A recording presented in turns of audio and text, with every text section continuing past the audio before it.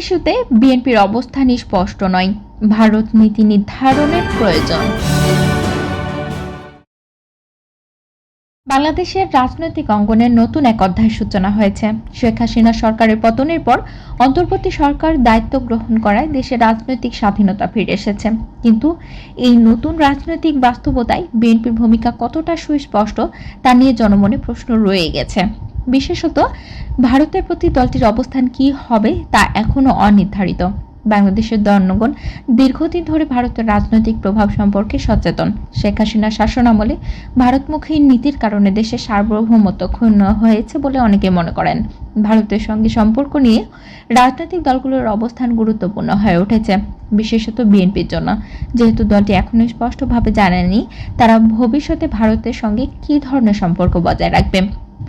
সম্প্রতি বিএনপির কূটনৈতিক তৎপরতা নিয়ে বিতর্ক উঠেছে। গুলশানের একটি অভিজাত হোটেলে আয়োজিত ইফতার মাহফিল ভারতের হাইকমিশনার প্রণয় ভার্মার সঙ্গে দলটির শীর্ষ নেতাদের ঘনিষ্ঠতা নিয়ে সামাজিক মাধ্যমে সমালোচনার ঝড় উঠেছে। অনেকে প্রশ্ন তুলেছেন, বিএনপির কিছু নেতা কি এখনো দিল্লির সমর্থন ছাড়া ক্ষমতায় যাওয়ার চিন্তা করছেন, অথচ জনগণ এখনো আর দিল্লি নির্ভর কোনো রাজনীতি দেখতে চায় না।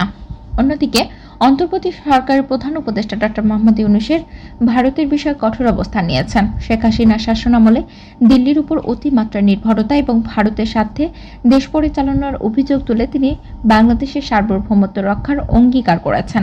এমনকি ক্ষমতায় থাকা সত্ত্বেও তিনি দিল্লির মুখোশ উন্মোচন করতে দ্বিধা করছেন না। বিএনপির বর্তমান পরিস্থিতিতে জনগণের মনোভাব বোঝা অত্যন্ত জরুরি। ভারতের প্রতি অতিরিক্ত নমনীয় হলে জনগণের আস্থা হারানোর ঝুঁকি আছে। শ্রীলঙ্কার সাম্প্রতিক অভিজ্ঞতা বলছে, জনগণের প্রত্যাশা উপেক্ষা করলে বড় রাজনৈতিক দলগুলো পরিণতি ভয়াবহ হতে পারে। বিএনপি যদি সত্যিকারের জাতীয়তাবাদী শক্তি হয়ে উঠতে চায়, তবে তাদের অবশ্যই স্পষ্টভাবে জানতে হবে ভবিষ্যতে ভারতের সঙ্গে তাদের সম্পর্ক কেমন হবে। জনগণ এখন আর দিল্লির ছায়ায় পরিচালিত কোনো সরকারই চায় না। তাই বিএনপির উচিত ভারতের প্রতি নিরপেক্ষ ও কৌশলগত অবস্থান গ্রহণ করা এবং জনগণের মনোভাবের প্রতি শ্রদ্ধাশীল থাকা।